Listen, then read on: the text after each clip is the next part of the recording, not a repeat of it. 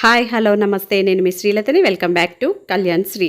ఈరోజు మన వీడియో వచ్చేసి మనం ఊరికి వెళ్ళి వచ్చినప్పుడైనా లేదా అర్జెంటుగా ఊరికి వెళ్ళాల్సిన టైంలో మనం పప్పులు నానబెట్టుకోకుండానే చాలా ఇన్స్టెంట్గా తొందరగా ఈజీగా ఎంతో టేస్టీగా ఉండే మంచి బ్రేక్ఫాస్ట్ రెసిపీని చూపించబోతున్నానండి. అప్పటికప్పుడు జస్ట్ 10 to 15 మినిట్స్లో టేస్టీగా రెడీ చేసుకోవచ్చండి. ఉప్మా అంటే కొందరి పిల్లలు ఇష్టపడరండి, అలాగే పెద్దవాళ్ళైతే గోధుమ రవ్వతో ఇష్టపడతారు. చపాతీ పూరి చేసే అంత టైం ఉండదు, కర్రీ చేయడానికి కూడా టైం లేనప్పుడు, అలాగే ఈ బ్రేక్ఫాస్ట్కి చట్నీతో కూడా అవసరం లేకుండా బొరుగులతో ఇన్స్టెంట్గా బ్రేక్ఫాస్ట్ రెసిపీని చూపిస్తున్నానండి. ఇన్స్టెంట్గా అప్పటికప్పుడు బొరుగులతో గుంత పొంగనాలను టేస్టీగా ఎలా ప్రిపేర్ చేసుకోవచ్చో ఇవాళ వీడియో. పిల్లలకి పెద్దవాళ్ళకి అందరికి కూడా ఈ టేస్ట్ అనేది చాలా నచ్చుతుందండి. మరి మీరు తప్పకుండా ట్రై చేయాల్సిన రెసిపీ అండి ఇది. చూస్తుంటేనే వావ్ అనిపిస్తుంది కదా. మరి లేట్ చేయకుండా ఆ ప్రాసెస్ ఏంటి, ఎలా చేయాలి ఏంటి అనేది చూసేద్దాం రండి. ఫస్ట్ టైం కనుక మన ఛానల్ని చూస్తున్నట్లయితే తప్పకుండా సబ్స్క్రైబ్ చేయండి, వీడియోని స్కిప్ చేయకుండా చివరి వరకు చూసేయండి. వీడియో కనుక నచ్చిందంటే తప్పకుండా లైక్ చేయండి. మరి ఆ ప్రాసెస్ ఏంటో చూసేద్దాం రండి. ఫస్ట్ అయితే నేను ఇక్కడ మిక్సీ జార్లోకి 2 కప్పుల బొరుగులను తీసుకున్నానండి. అలాగే 1/2 కప్పు వరకు బొంబాయి రవ్వను తీసుకుంటున్నానండి. బొంబాయి రవ్వను వేసుకోవడం వలన పైన క్రిస్పీగా ఉంటుందండి. ఇప్పుడు మూత పెట్టేసి ఫైన్ పౌడర్ లాగా గ్రైండ్ చేసుకుందామండి. ఇలా మెత్తని పౌడర్ లాగా గ్రైండ్ చేసేసుకున్నాక దీనిలోకి బైండింగ్ కోసమని 2 స్పూన్ల గోధుమ పిండిని వేసుకుంటున్నానండి.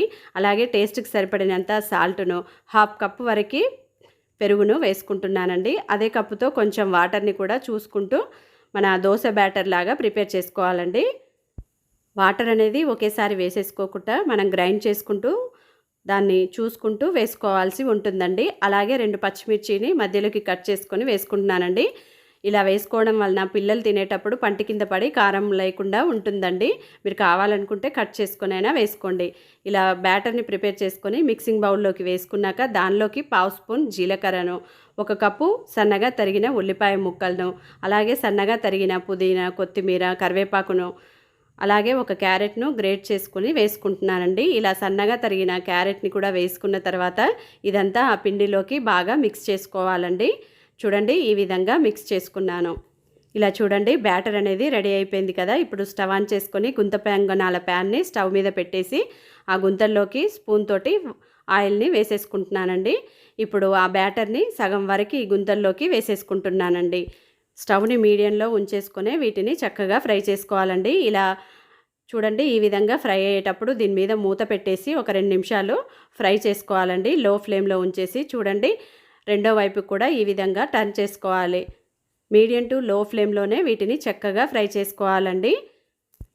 ఇలా మూత తీసి మధ్య మధ్యలో చెక్ చేసుకుంటూ వీటిని లోపలి వరకు కూడా చక్కగా కుక్ అయ్యేంత వరకు మంచిగా ఉడికించుకోవాలండి. ఇంతేనండి, చూడండి ఇవి రెడీ అయిపోయాయి కదా. ఇప్పుడు వీటిని సర్వింగ్ ప్లేట్లోకి సర్వ్ అవుట్ చేసేస్తున్నానండి. ఇంతేనండి, చాలా సింపుల్గా రెడీ అయిపోతుంది. టేస్ట్ కూడా అంతేలా ఉంటుంది. పైన క్రిస్పీగా లోపల సాఫ్ట్గా ఎంతో టేస్టీగా ఉండే గుంత పొంగనాలు రెడీ అయిపోయాయి కదండి.